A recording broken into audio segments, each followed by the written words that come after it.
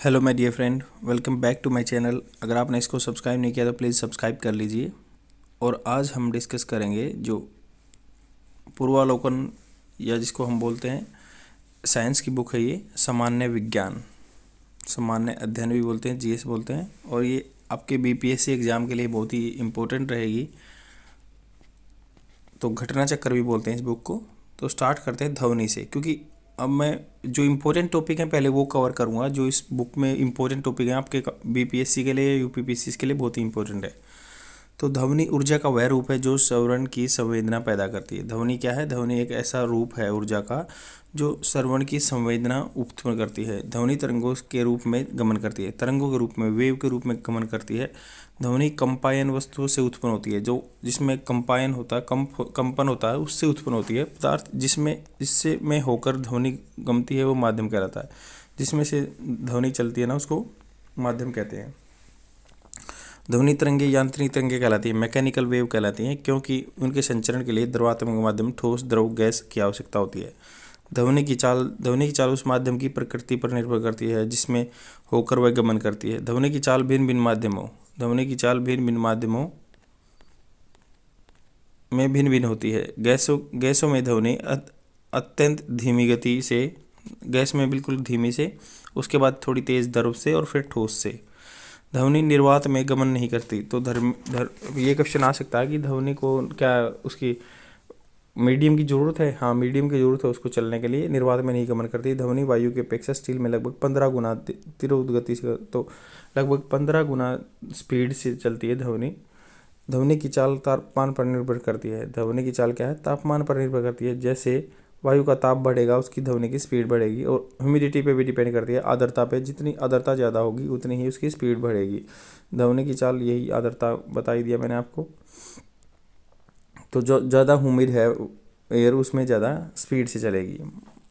अब ये यहाँ पे थोड़ी स्पीड दी हुई है कि नॉर्मल में जैसे क्या है, निर्वात में 331 मीटर पर सेकंड है, बट अगर 22 डिग्री टेम्परेचर पर देखेंगे तो बढ़ जाएगी, 344 हो जाएगी। फिर हाइड्रोजन में 1284 मीटर सेकंड हो जाएगी। फिर समुद्री जल में 1531 हो जाएगी, क्योंकि हाइड्रोजन से इसकी डेंसिटी ज़्यादा है, तो इसलिए उस हिसाब से ये चलती है। और एल्यूमिनियम में ये 6420 से हो जाएगी, लोहे में 5950 से, और स्टील में 5960 से। तो आ सकता है कि लोहे और स्टील में कौन सी में ज़्यादा ये स्पीड से जाती है? तो स्टील में सबसे ज़्यादा, क्योंकि जो जिसकी डेंसिटी ज़्यादा होगी ना उसमें ये ज़्यादा स्पीड से जाएगी। तो स्टील ज़्यादा डेंस है, ये एलॉय होते हैं। और एल्यूमिनियम में भी लोहे से ज़्यादा जाती है 6420, और समुद्री जल में हाइड्रोजन से ज़्यादा आती है। तो ये कंपैरिजन आपको याद रखने हैं। ध्वनि का आवर्ती परिसर, ध्वनि की जो रेंज है क्या होती है? ध्वनि की रेंज होती है जो ऑडिबल वेव, सर्ववेव तरंगे, जो 20 हर्ट्ज से 20,000 हर्ट्ज के बीच में इसकी जो रेंज होती है, जिसको हम सुन पाते हैं। जैसे आप मुझे वीडियो को सुन रहे हैं तो ये 20 हर्ट्ज से 20,000 हर्ट्ज के बीच में। हर्ट्ज क्या होता है? फ्रीक्वेंसी की आपकी इकाई होती है, आवर्ती बोलते हैं जिसको, उसकी इकाई। और फ्रीक्वेंसी क्या होता है? फ्रीक्वेंसी मतलब एक सेकंड में कितने बार ऐसे ऐसे कर रही है।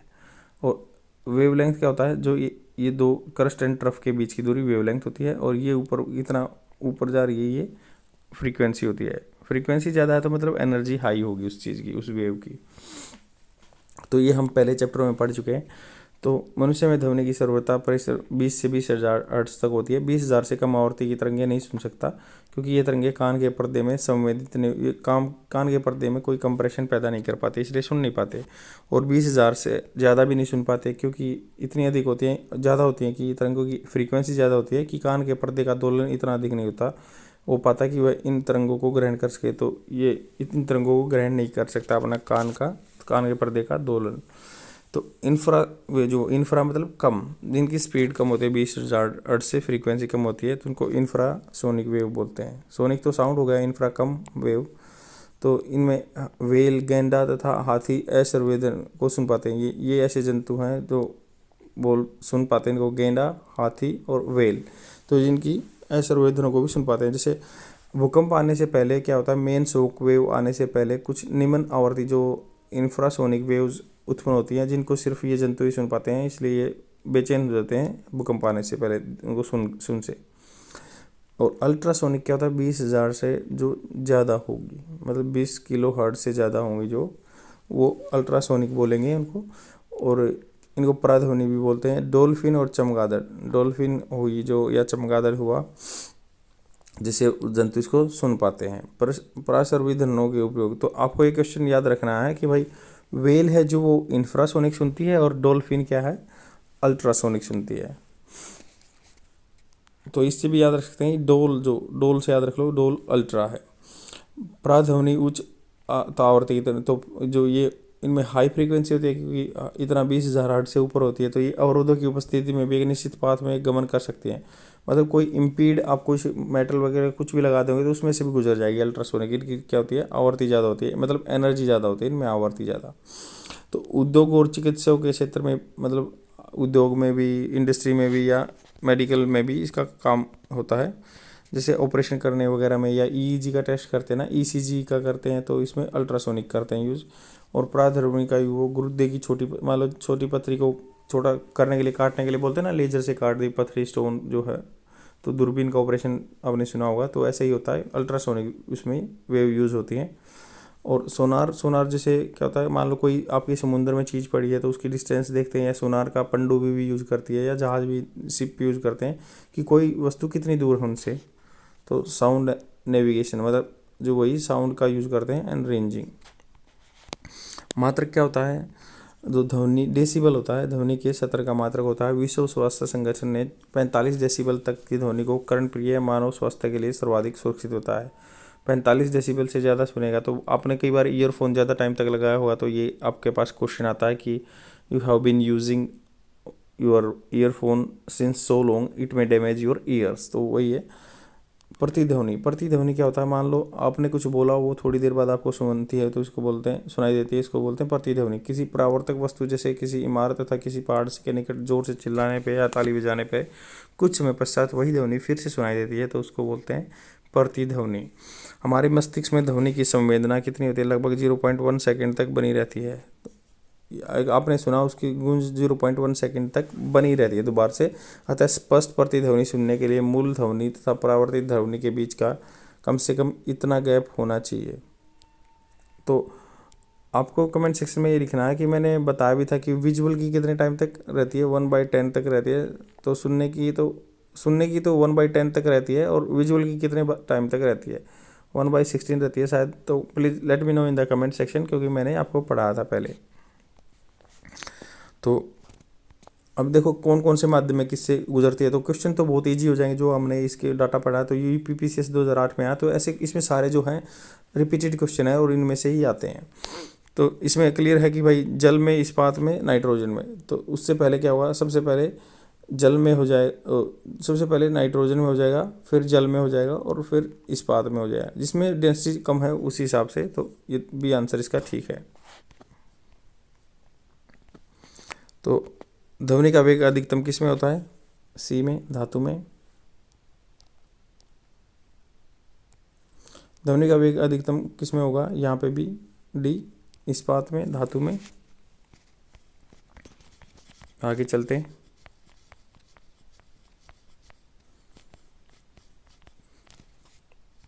इसमें भी सबसे तेज किस में होगा, ठोस में। ये भी वही वैसे ही बनेगा, सारे क्वेश्चन ऐसे ही बनेंगे कि एयर में, वाटर में, फिर पहले क्या ए आंसर आएगा इसका, क्या है, वायु में, फिर जल में, और फिर स्टील में, इस्पात में। और लगभग 20 डिग्री के तापक्रम पर किस माध्यम में ध्वनि की गति अधिकतम रहेगी। तो फिर वही क्वेश्चन है कि भाई जो मेटल होगा लोहे में सबसे ज़्यादा रहेगी। ध्वनि तरंगे क्या होती है, ध्वनि तरंगे क्या होते हैं, ठोस और गैस दोनों माध्यम में चल सकती हैं। तो यहाँ पे ये जानने की याद कर सकते हैं आप, जल में 1400 मीटर पर सेकंड के हिसाब से, और लोहे में 5000 मीटर पर सेकंड के हिसाब से, मोटा मोटे तौर पर ये याद रख सकते हैं। वायु में ध्वनि तरंगे होती हैं, कैसी होती हैं,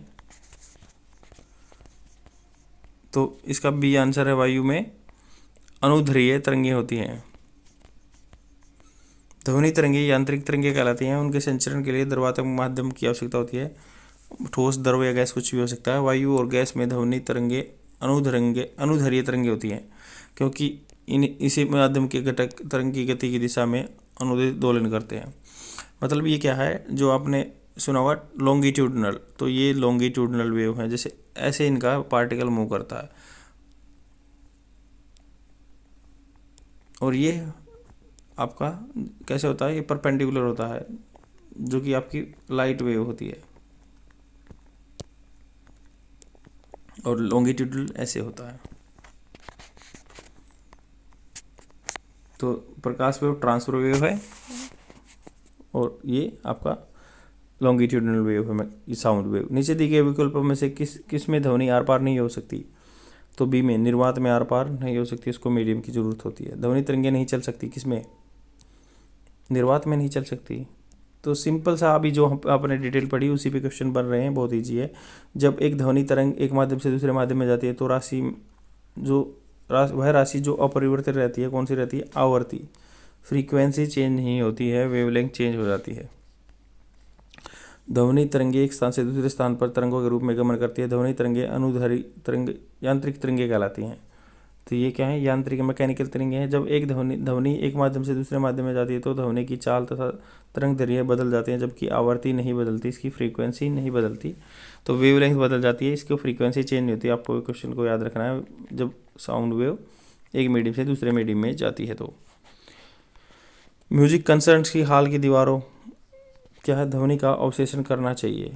आपको पता होगा कि बहुत सारे आजकल स्टूडियो बना रहे हैं जिसमें मान लो वीडियो रिकॉर्ड करते हैं, उसमें क्या होता है, कुछ थर्मोकोल टाइप में लगा देते हैं कि जो इको न बने।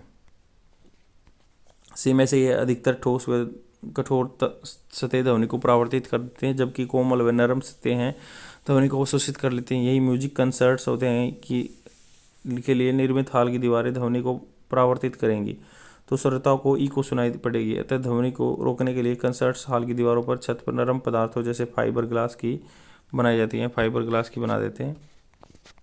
आगे चलते हैं।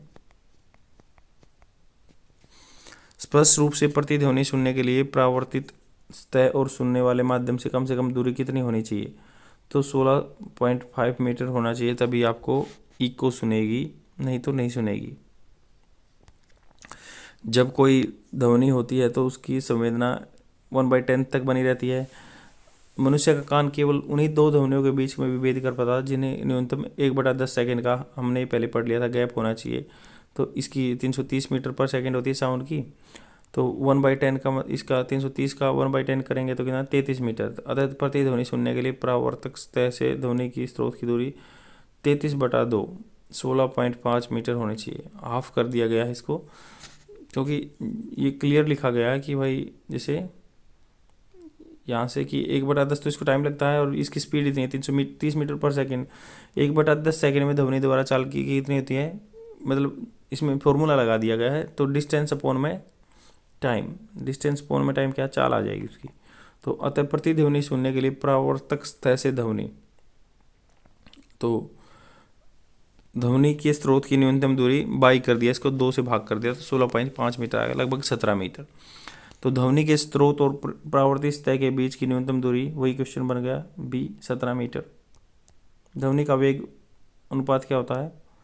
सी, 330 मीटर पर सेकंड। चंद्रमा के धरातल पर दो व्यक्ति एक दूसरे से बात नहीं कर सकते, क्योंकि बी, चंद्रमा पर वायुमंडल नहीं है, वहां पे वायुमंडल नहीं है तो ध्वनि तो वहां पे चलेगी नहीं। एक अंतरिक्ष यात्री अपने सहपाठी को चंद्रमा की सतह पर सुन नहीं सकता। सेम क्वेश्चन, ध्वनि को माध्यम की जरूरत होती है।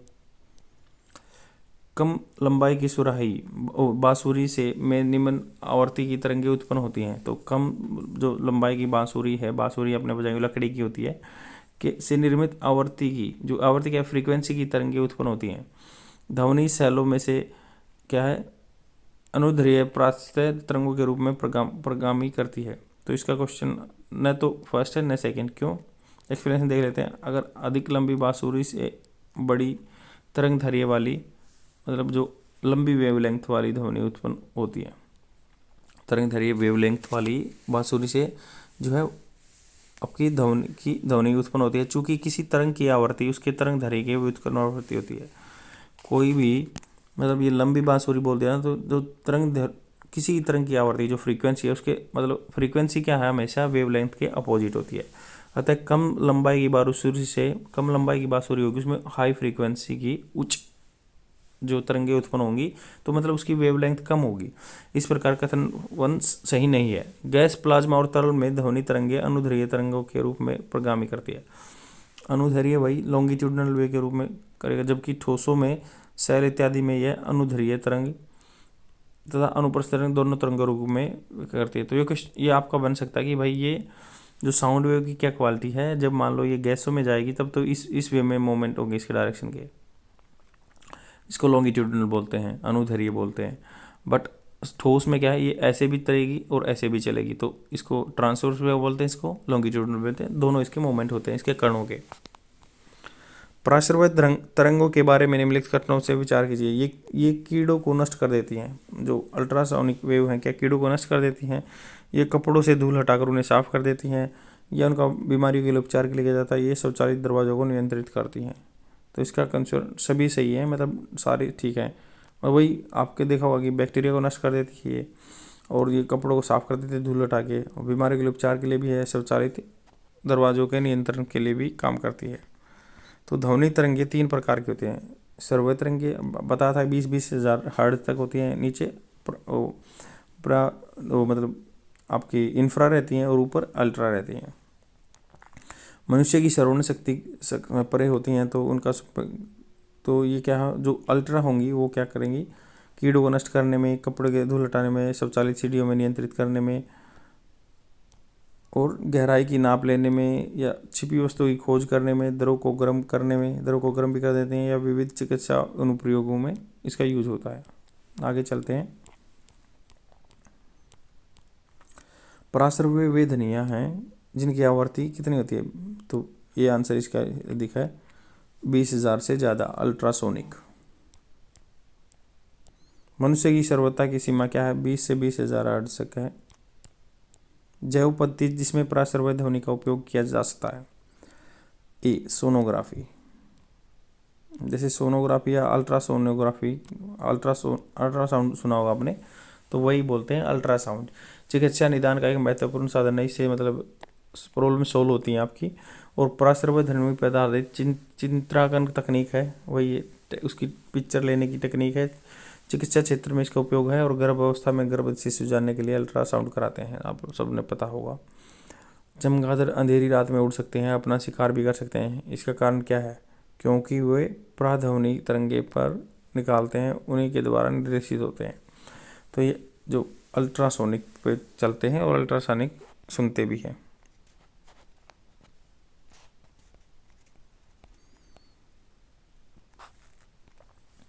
हृदय अपसर्व्य आवृत्ति पर कंपन करता है। तो निम्नलिखित कथनों में से विचार कीजिए, जो हृदय है क्या अपसर्व्य आवृत्ति पर कंपन करता है। ध्वनि की गति गैस में, द्रव में और ठोस की तुलना में अधिक होती है। मैक संख्या ध्वनि की गति वर्णित करने के लिए उपयोग में लाते हैं। पराश्रव्य ध्वनि की आवृत्ति 20,000 हर्ट्ज से अधिक होती है। तो कौन सा आंसर ठीक है, कौन सा गलत है, तो आपको बताना है। तो इसका सी आंसर ठीक है। सी आंसर मतलब इसके पहला, तीसरा और चौथा करेक्ट है। तो हृदय क्या है, अपसर्व्य आवृत्ति पर कंपन करता है, मतलब कम पे, इंफ्रासोनिक पे। और तीसरा ये ठीक है, मैक संख्या ध्वनि की जो स्पीड साउंड से चले उसको मैक संख्या बोलते हैं। 1 मैक मतलब स्पीड की साउंड। और फोर्थ भी ठीक है, पराश्रव्य ध्वनि की जो है अल्ट्रा की 20,000 से ज़्यादा होती है। इसमें सेकंड गलत है, ध्वनि की गति गैस में, द्रव में और ठोस की तुलना में अधिक होती है। नहीं, गैस में कम होती है, फिर ठोस में सबसे ज़्यादा होती है। तो ये आपका आंसर है। आगे चलते हैं। पराध्वनिक जेट की उड़ान में के कारण क्या होता है, क्या होता है कि ओजोन लेयर में बाधा आती है। ओजोन लेयर में बाधा आती है क्यों, जो विमान अगर भाग से वायु को खींचकर पीछे भाग के दहन कक्ष में ईंधन को जलाकर पीछे की ओर वाष्प, मतलब जेट इंजन क्या है, आगे से एयर लेता है, पीछे से गर्मी फेंकता है, तो ये तीव्र गति से आगे बढ़ता है, जिसको जेट विमान बोलते हैं। जो जेट विमान के क्या सभी तीव्र गति से उड़ान भरते हैं, सुपरसोनिक जेट विमान कहा जाता है। समताप मंडल में, ट्रोपोस्फेयर बोलते हैं, में वायु विरल तथा दबाव कम होता है। यहाँ पे क्या है, दूर दूर वायु होती है, उसमें प्रेशर कम होता है। इसी कारण जहाँ जेट विमान सरलता और तीव्र गति से तो ट्रोपो स्ट्रेटोस्फेयर में, ट्रोपो तो नीचे वाली होती है और बीच में स्ट्रेटोस्फेयर में ये आपका जहाज उड़ता है, समताप मंडल बोलते हैं। और सुपरसोनिक जेट विमान उसी में उड़ते हैं और इसके लिए नाइट्रोजन या समताप मंडल की ओजोन परत को नुकसान कर सकती है ये। समुद्र तल के निकट मैक संख्या 1 पर जा रहे वायुयान की चाल 15 किलोमीटर की ऊंचाई पर मैक संख्या 1 पर जा रहे विमान की चाल से अधिक होगी और ध्वनि की गति परिवर्तित माध्यम के ताप पर निर्भर करती है। तो ये बताया गया है कि समुद्र तल से निकट मैक संख्या पर जा रहे, निकट है जो समुद्र तल के पास है क्या, वो 1 मैक पे जा रहा है और 15 किलोमीटर की ऊंचाई पर 1 मैक की चाल से अधिक होगी। कैसे, क्या इसका आंसर है बताओ आप कमेंट सेक्शन में। डी इसका आंसर ठीक है, ए गलत है, आर सही है। कि जो अधिक होगी, क्या जो नीचे है आपको पता है कि टेम्परेचर बढ़ने से साउंड की जो है स्पीड ज़्यादा होती है। तो अभी क्या है, सुपरसोनिक जो बॉडीज़ हैं, प्राध्वनिक पिंडे जो हैं कि चाल को मैक संख्या, मैक नंबर के में व्यक्त किया जाता है। सुपरसोनिक जो ज़्यादा स्पीड से चलते हैं उसको साउंड की स्पीड से कंपैरिजन किया कर लिया जाता है। तो किसी प्राध्वनिक यान की मैक संख्या प्राध्वनिक यान की चाल तथा वातावरण के तापमान पर ध्वनि की चाल के अनुपात के बराबर होती है। तो उसके टेम्परेचर और उसके ह्यूमिडिटी के डिपेंड करती है, प्रेशर पे डिपेंड नहीं करती है, आपको याद रखना है। चूँकि ध्वनि की चाल तापमान के बढ़ने से बढ़ती है, इसलिए समुद्र तल की अपेक्षा 15 किलोमीटर की ऊंचाई पर क्या है, ऊंचाई पर तापमान के कम होने के कारण ध्वनि का वेग कम हो जाएगा। तो ऊपर टेम्परेचर कम हो जाएगा तो ध्वनि का वेग कम हो जाएगा। 15 किलोमीटर की ऊंचाई पर यदि वायुयान की मैक संख्या 1 है तो ध्वनि की वेग से वहाँ कम होने के कारण तो वहाँ पे स्पीड कम होगी ध्वनि की, तो वेग भी कम हो जाएगा। तो ठंडी जगह पे वेग कम हो जाएगा, स्पीड कम हो जाएगी, आपको याद रखना है। ध्वनि एक अनुदैर्घ्य तरंग है जो लॉन्गिट्यूडनल वेव है। ध्वनि की गति तापमान के समानुपाती होती है। 1 डिग्री सेल्सियस तापमान के बढ़ने से ध्वनि का वेग 0.61 मीटर सेकंड बढ़ जाता है तथा कथन सही है, गलत है। तो ये कथन गलत है जबकि कारण सही है। डेसिबल किसे मापने के लिए प्रयोग में लाया जाता है? डेसिबल क्या है? ध्वनि वातावरण में ध्वनि मापने के लिए प्रयोग में लाया जाता है। डेसिबल इकाई का प्रयोग किया जाता है किसमें? बी में, ध्वनि की तीव्रता मापने में। डेसिबल इकाई का प्रयोग कहाँ किया जाता है? सी, ध्वनि की तीव्रता मापने में। तो बहुत सारे रिपीटेड क्वेश्चन हैं आपके। ये ऐसा नहीं है कि स्टेट पीसीएस या यूपीएससी के लिए आपको उत्तराखंड लोअर सब इंस्पेक्टर या किसी में भी आपके क्वेश्चन आते हैं, ये जीडी में भी आते हैं, आपके सब जगह क्वेश्चन आते हैं। दो लोग आपस में बात करते हैं तो कितने डेसिबल की ध्वनि उत्पन्न होती है? तो लगभग 30 डेसिबल की। तो आपको ये थोड़ा सा डाटा याद रखना है ताकि आपके फुसफुसाहट करते हैं, नॉर्मल बात करते हैं तो 1520 के बीच में होता है। साधारण बातचीत में 30 से 60 और जो कि आपके कानों के लिए कंफर्टेबल है। गुस्से से बातचीत 70 से 80, ट्रक मोटरसाइकिल 90 से 95, जो यंत्र कारखाने हैं 100 से 110, ऑर्केस्ट्रा है 110 से 120, जेट विमान है 140 से 150। 100 डेसिबल का नॉइस क्या है? प्रबलता संगत होता है। डी, यंत्र कारखाने के शोर से। 100 डेसिबल कारखाने से उत्पन्न होता है। तो विश्व स्वास्थ्य संगठन के अनुसार कौन सी सेफ है अपने लिए? 45 डेसिबल के अंदर अपने लिए सेफ है। मनुष्य के शोर की लिए वह सीमा करीब करीब होती है। शोर कब करेगा बंदा? तब कितनी होगी? 85 डेसिबल के आसपास होगी, जब गुस्से से बात करेगा, शोर करेगा। और 90 डेसिबल से ज़्यादा ऊपर हार्मफुल होती है आदमी के लिए। तो किसी स्तर पर डेसिबल से अधिक की हानिकारक अवधि कहलाती है, क्या कहलाती है? 80 डेसिबल। किसी स्तर से अधिक 80 डेसिबल से ज़्यादा हार्मफुल है मनुष्य के लिए। तो ये एग्जैक्ट नहीं है कि आप मतलब यही बताओगे कि थोड़ा ऊपर नीचे हो सकता है, 80 भी आ सकता है, 85 भी आ सकता है या 90 भी आ सकता है, इससे ऊपर आपके लिए हार्मफुल है। मनुष्य के लिए मानक ध्वनि स्तर है 60 डेसिबल। 60 डेसिबल तक उसके लिए कंफर्टेबल है। जैसे एक मजदूर रेल पटरी पर कार्य कर रहा था, एक लड़का कुछ दूरी पर अपने कान पटरी पर रखकर जब मजदूर द्वारा की जाने वाले हथौड़े की आवाज़ सुनता है तो उसको 2 बार सुनाई देती है। कैसे? ये ध्वनि का वेग इस्पात में वायु की अपेक्षा अधिक होता है, तो ध्वनि में भी चलेगी वो आवाज़ उसी, और उसमें लोहे में भी सुनेगी, इसलिए 2 बार क्या है सुनाई देती है उसको। ध्वनि का वेग ठोस में गैस की अपेक्षा फास्ट होता है। ध्वनि का वेग इस्पात में अधिक होता है, जिसी कारण रेल की पटरी से होने वाली ध्वनि पहले पहुंचेगी, जो पटरी से पहुंचेगी वो पहले पहुंचेगी, वायु से पहले वाली बाद में पहुंचेगी। ध्वनि तरंगों से संबंधित निम्नलिखित कथनों में से कौन सा कथन सही है? जब हम ठोस से गैसीय अवस्था में जाते हैं, ठोस से गैसीय अवस्था में जाएंगे तब ध्वनि गति कम हो जाएगी, ये करेक्ट है। सेकंड क्या है, किसी भी माध्यम में जैसे ही हम तापमान को कम करते हैं तो उसकी गति बढ़ जाती है, गलत है। तापमान कम होगा तो स्पीड भी कम हो जाएगी साउंड की। ध्वनि की गति कांच के माध्यम की तुलना में एल्यूमिनियम के माध्यम में कम रहती है, ये बात ठीक है, क्योंकि सॉलिड में आपकी स्पीड ज़्यादा होती है और उस पर डेंसिटी पे डिपेंड करता है। तो इसी आंसर सही है, केवल कथन 1 सही है। कथन 1 सही क्यों है, मतलब मैंने बता दिया कि ठोस में ज़्यादा होती है। सेकंड और थर्ड गलत है। किसी भी माध्यम में जैसे ही हम तापमान को कम करते हैं तो वैसे ही ध्वनि की गति बढ़ जाती है, ये गलत है, क्योंकि तापमान के बढ़ने से स्पीड बढ़ती है ना। और गति की ध्वनि कांच के माध्यम की तुलना में एल्यूमिनियम के माध्यम में कम रहती है, नहीं, एल्यूमिनियम में ज़्यादा होती है, ठोस में ज़्यादा होगी, जिसकी डेंसिटी ज़्यादा होगी उसमें ज़्यादा होगी।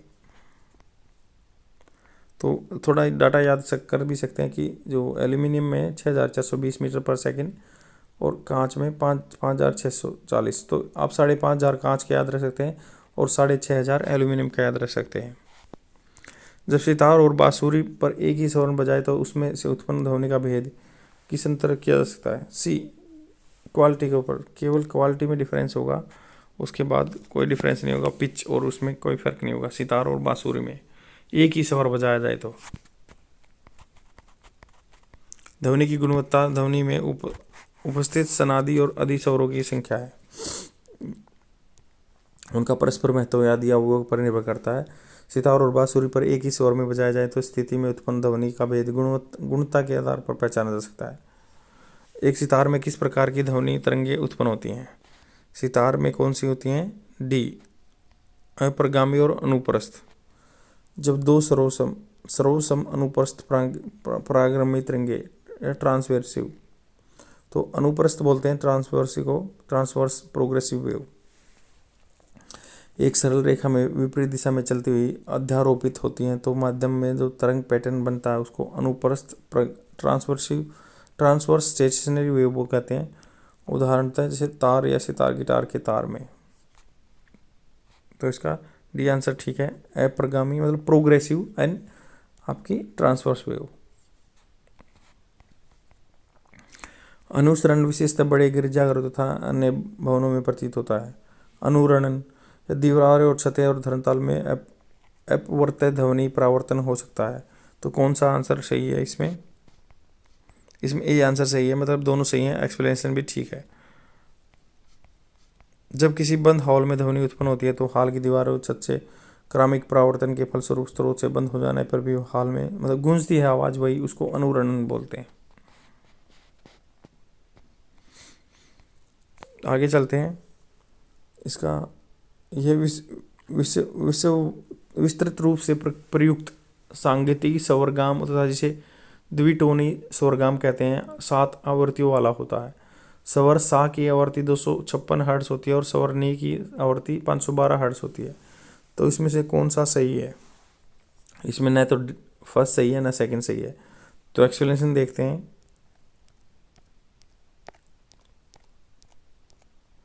ये आपको याद करने के लिए है, थोड़ा सा ध्यान से देखेंगे। सांगीतिक स्वरग्राम आवृत्तियों की एक श्रृंखला होती है।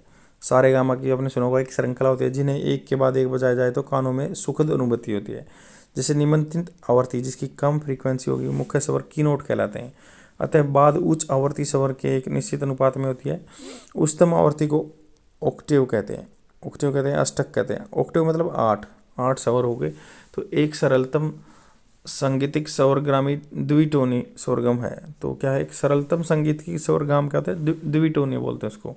एक इस स्वरगाम में मुख्य स्वर जैसे उसके अष्टक सहित 8 आवृत्तियाँ होती हैं। साधारणतः मुख्य स्वर की आवृत्ति 256 हर्ट्ज होती है और उसमें अष्टक की 511। तो पहले की सबसे 256 होती है सहारे की, और लास्ट में सा है उसकी 512 होती है। तो आपको याद रखना है थोड़ा सा, इसको 256 होती है कम और इसकी मैक्सिमम की 512 होती है और इनके बीच में होती है। किसकी जो है तरंग सबसे लंबी होती है, डी की। रेडियो तरंगों की सबसे ज़्यादा तरंग लंबाई होती है। जैसे विद्युत चुंबकीय स्पेक्ट्रम में शामिल विभिन्न विकिरणों का तरंग दैर्घ्य के संदर्भ में अवरोही क्रम में इस प्रकार है। जैसे रेडियो तरंगों की सबसे ज़्यादा होती है, फिर माइक्रोवेव, फिर अवरक्त विकिरण, फिर दृश्य प्रकाश, फिर पराबैंगनी, फिर एक्स, फिर गामा। स्पष्ट है कि रेडियो तरंगों की तरंग दैर्घ्य सर्वाधिक और गामा किरण की न्यूनतम होती है। तो आपको याद रखना, गामा की जो है तरंग दैर्घ्य लॉन्गिट्यूडनल जो कम होती है और सबसे ज़्यादा रेडियो तरंगों की होती है। जैसे एक टीवी सेट को चलाने के लिए निम्नलिखित में से किसका टीवी रिमोट नियंत्रण इकाई द्वारा प्रयोग किया जाता है? डी, रेडियो तरंगों द्वारा, इंफ्रारेड बोलते हैं। तो टीवी के रिमोट का नियंत्रण इकाइयों के अधिकतर अवरक्त किरण का प्रयोग किया जाता है, किंतु कुछ रेडियो तरंगों में अवरक्त इंफ्रारेड एक विद्युत चुंबकीय विकिरण है। तो इंफ्रारेड यूज होता है। सामान्य टीवी और रिमोट कंट्रोल में उपयोग हो जाने वाली तरंगें कौन सी होती हैं? सी, अवरक्त इंफ्रारेड। टेलीविजन वाला फिर वही आ गया कि कौन सा? ए, अवरक्त इंफ्रारेड। तो फिर वही अवरक्त इंफ्रारेड वही है कि रिमोट का पहले एक बात याद रख लो कि इंफ्रारेड यूज होता है। तो देखो कितनी बार क्वेश्चन रिपीट हुआ। तो सर्वे और जो दर्शित होने क्या, जब टीवी का स्विच ऑन किया जाता है तो सर्वे और दर्शित होने एक साथ शुरू होते हैं।